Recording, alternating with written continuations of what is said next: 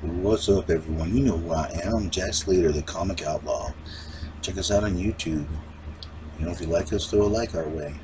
And we're doing Batman and Judge Dredd. Yes, it's been a while since I covered one of these. And I've been saving one of the best for last. This one's called Die Laughing. And I'm going to warn you right now, we're going to get more of an English perspective on what and who Batman is, and as well as the Joker. So look out for the changes. Just thinking, I should warn you now. Of course, Batman's watching Joker get out of a pink Cadillac, which is just suave as hell. But that's the Joker for you, all that debonair without a care, insanity. But anyways, Joker finds this belt that allows people to travel from dimension to dimension. And of course, when he's about to give off his evil plan, Batman shows up. Batman had followed his henchmen there. And of course, Batman jumps through the window, with Joker yelling to kill him, of course. This is a cut and try Batman versus Joker. And any Batman fan kind of knows this is the status quo here.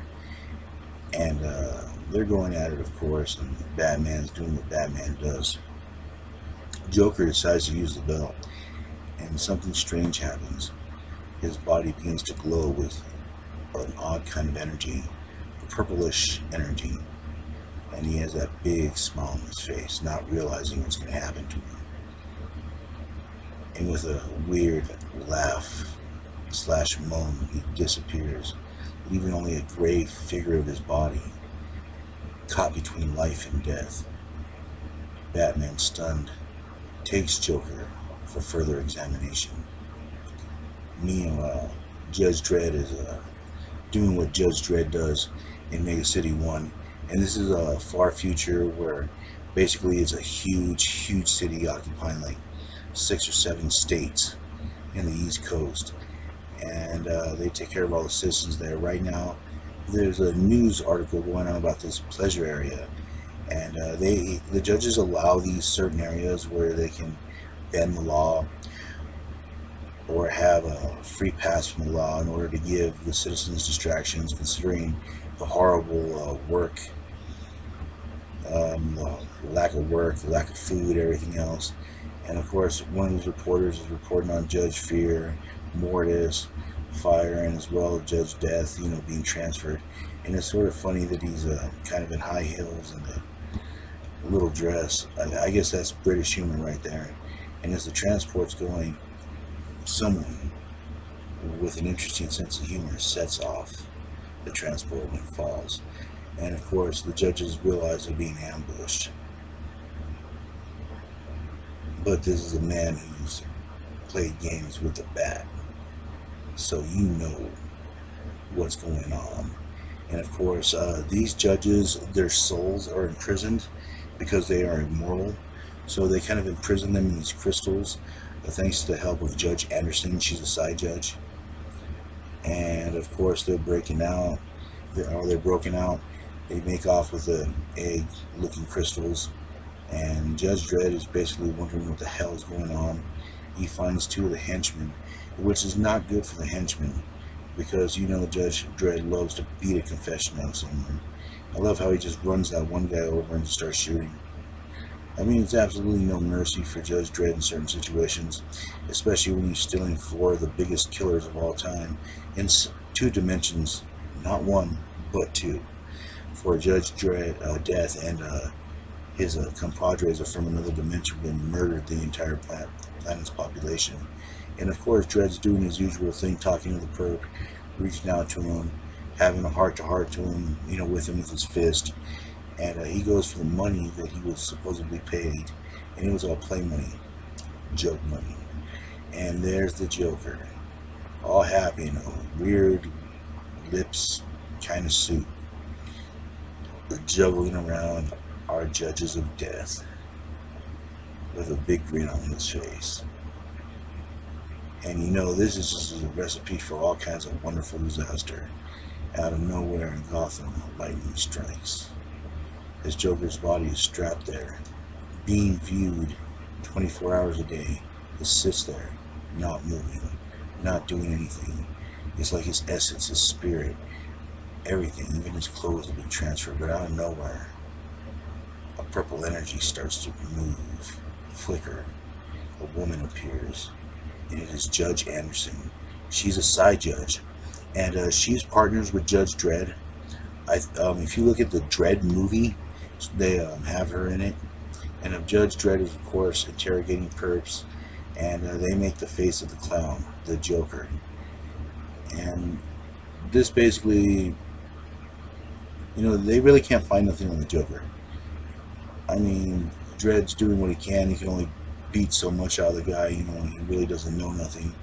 And here's the Joker just trying to crack open the crystal shells, And this is just a funny little bit of humor. The Joker being the Joker, trying to figure out what it's going to take to crack these things open so he can meet and play with his new playmates. And finally, he actually does release them by using like some kind of liquid nitrogen. They free themselves, and I love how Judge Death decides to go into the Joker's head and just realizes how hopelessly insane the Joker is, and that he is, in his own way, a servant to death. He's a mass murderer. And Judge Death actually appreciates this. Not only that, he thinks they're cut from the same cloth and offers him something important, something hard to find: immortality. And of course, Judge Dredd is looking around, and of course, there's this guy. He's dressed up like Judge Death, but he's not Judge Death. This is just the Joker playing shadow games, along with kind of Judge Death, kind of rattling Judge Dredd's cage. And yeah, they break out the other judges too, and they kind of decide. Well, you see, it's interesting because the Joker, I love how he puts a crowbar through his ear. His body's there, but yet it's not. It's more half energy and half spirit. But Anderson, of course, wakes up, and I don't know about the artist, but they just love drawing her with as little clothes as possible, and I have absolutely no problem with that. Whew. But at any rate, she goes to find Batman because the person that's causing all the trouble is from his time, and Batman puts two and two together, realizing it's the Joker. Now, Judge Death is going on to explain that they need new bodies, but they need to be processed the right way. They need to be rotted out. They need to be soaked with certain chemicals, and they're also putting out an all-points bulletin for the Joker, which the Joker is used to. He's used to being hunted. He's used to being on the run. And the judges are just basically coming up with nothing. But as always, I love how this little fly comes out of nowhere. This is something the Joker just would do. This judge ends up getting stung, and his face starts to change a little bit, due to the toxin.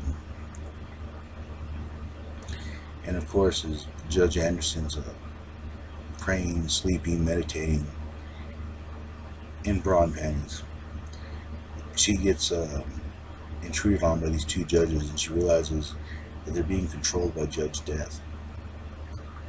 She comes out of nowhere and knocks them both out, but then she gets shot for her trouble, and that's when she decides to put on the time belt and disappear, wounded and everything. And that's how she ended up at Batman's. Now, she kind of has a vision on what's going to happen next. They're going to attack the pleasure place because there's going to be so many people there, and it would just be a great jumping off point for their murder spree. And of course, she has Batman help, and he decides that he has to bring the Joker in. And of course, the Joker is preparing these vats. Like I said, they have to be soaked in certain chemicals. The bodies have to be rotten to a point, and they dress them up in the appropriate armor. They get everything ready. It's very interesting how this process actually takes hold.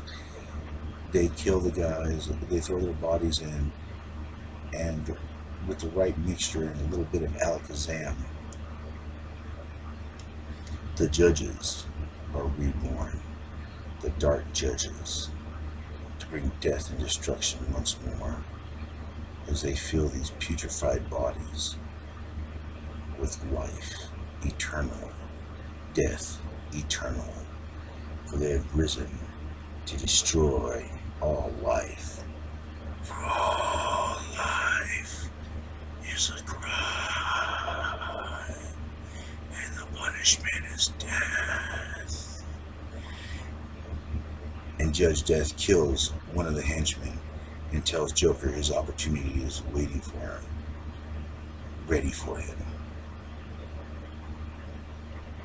And Joker jumps in, his soul being transferred to the body, and he wakes up new, changed, into a brand new, immortal Joker, Judge Joker. And Batman is kind of cruising around Mega City 1. He knows that it's kind of just a matter of time before Judge Dredd finds him, but he's actually actively looking for him.